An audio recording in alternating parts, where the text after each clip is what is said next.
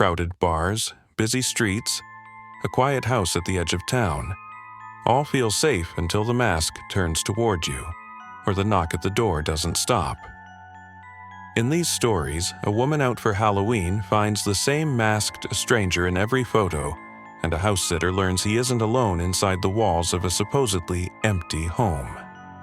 These are true Halloween horrors that prove the scariest moments don't happen in haunted houses. They happen in real life, when the mask never leaves and the footsteps come from upstairs. This story was sent to me by someone named Jenna. She told me she still avoids crowded bars on Halloween night because of this. I was 26 the year it happened.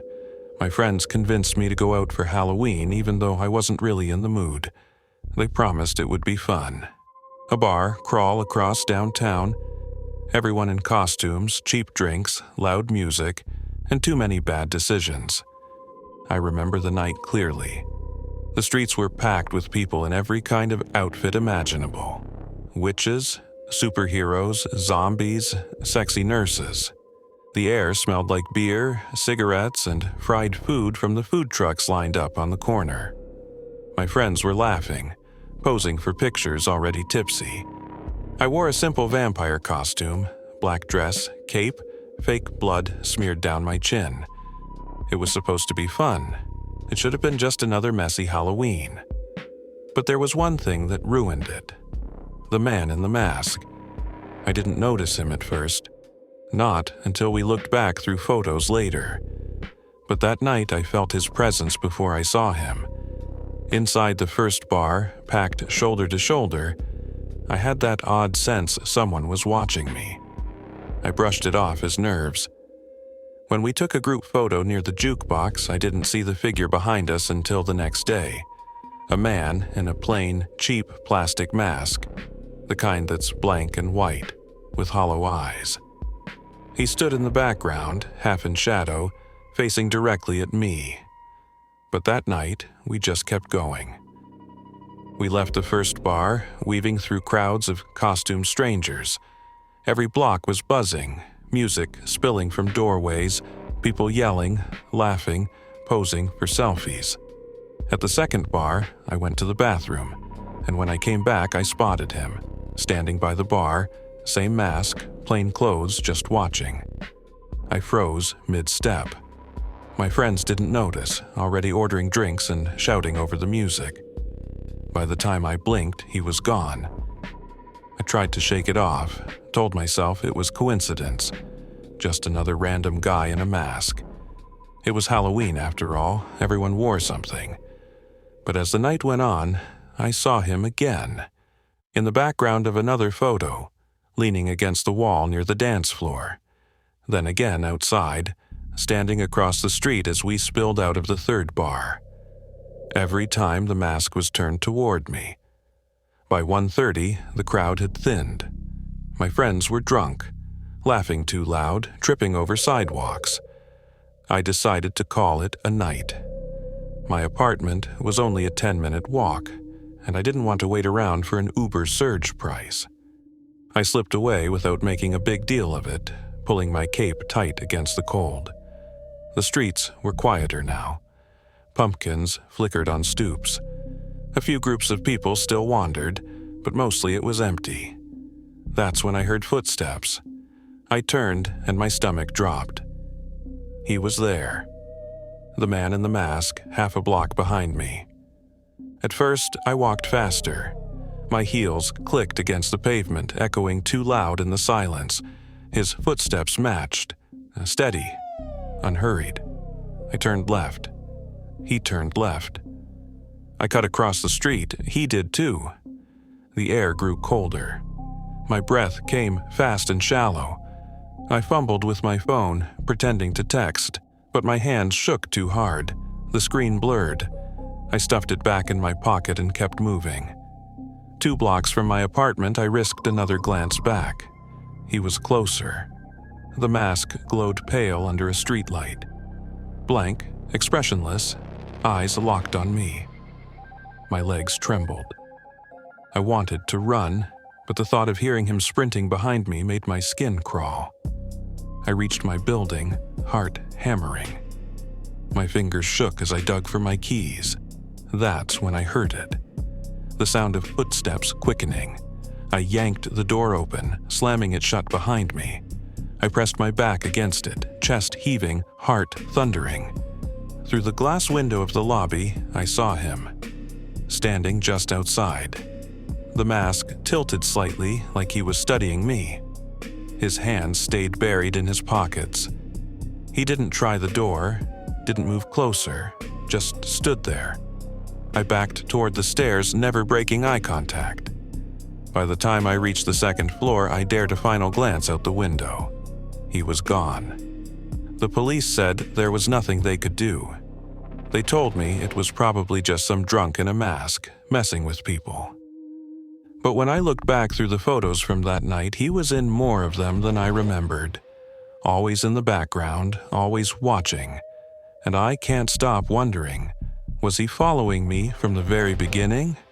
Or did he just choose me, out of everyone in that crowd, to be his costume that night?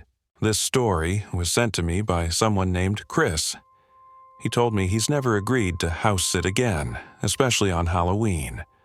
I was a graduate student when this happened. Money was tight, so when one of my professors offered to pay me to house sit for the weekend, I jumped on it. The job sounded simple. Water the plants, bring in the mail, keep the porch light on for trick-or-treaters. The house was nice. 2 stories, big yard, quiet street on the edge of town. My apartment was small and noisy, so the idea of having a whole house to myself for a few days felt like a vacation. Halloween night started normally enough. I set out a big bowl of candy on the porch and left the light on. Kids came in steady waves, little witches, superheroes, parents trailing with coffee mugs. I smiled, dropped candy in bags, and went back inside to watch TV between knocks. By 10 p.m., the neighborhood had gone quiet. Most porch lights clicked off. Pumpkins flickered low. I brought the candy bowl inside, switched off the porch light, and locked the door. I had just settled in with a book when it happened. A knock at the door. 3 slow, deliberate knocks. I frowned. Trick-or-treating was over. The bowl was empty, the light was off. Still, I hesitated, then peeked through the curtain. A figure stood on the porch. They wore a cheap mask, pale plastic, blank expression with hollow eyes. A black hoodie covered the rest. I froze. My hand stayed on the curtain, my breath shallow. The figure tilted their head, slowly. Then a voice, calm, low. I saw the lights on. My stomach twisted. The porch light was off. I stepped back, heart pounding. The knocks came again, louder this time. I grabbed my phone, ready to call the homeowners or the police, but when I looked back out, the porch was empty. The street lay still, lined with dark houses. Leaves skittered across the pavement. Nothing else. I tried to convince myself it was just some late-night prank. College kids, maybe, but the unease stayed with me. I checked every lock twice, turned off the TV, and went upstairs to the guest room. I had just started to drift off when I heard it. Footsteps, soft, slow, inside the house. My eyes snapped open. I held my breath, straining to listen. The sound came from downstairs, then the creak of the staircase. 1 step, 2. I sat up, heart racing, clutching my phone. My throat felt tight, my skin prickling with sweat. The footsteps stopped halfway up. Silence stretched. Then the floorboard outside my door groaned. I couldn't move, couldn't breathe. A shadow passed under the door. I dialed 911 with shaking hands, whispering into the phone. Someone's inside. The dispatcher told me to stay quiet. Help was on the way. I crouched beside the bed, clutching the phone to my chest. Minutes crawled. Finally, I heard sirens outside. Flashing red and blue spilled across the window. The front door burst open. Heavy boots thundered through the house, voices calling out. When officers opened the bedroom door, I nearly collapsed with relief. But they found nothing. Every door was locked, every window sealed, no one else inside. The officer told me it was probably nerves. Halloween night, empty house, too much caffeine. But when I went downstairs later, I saw something they missed. The candy bowl I'd left on the kitchen counter sat by the front door, and inside it was a single piece of candy, unwrapped. Halloween ends when the lights go out, but the fear doesn't. The stories you heard tonight are real, and they remind us that the scariest things aren't in haunted houses. They're right outside your door. If you want more true horror like this, make sure you're subscribed, because the next knock you hear might not be a trick-or-treater.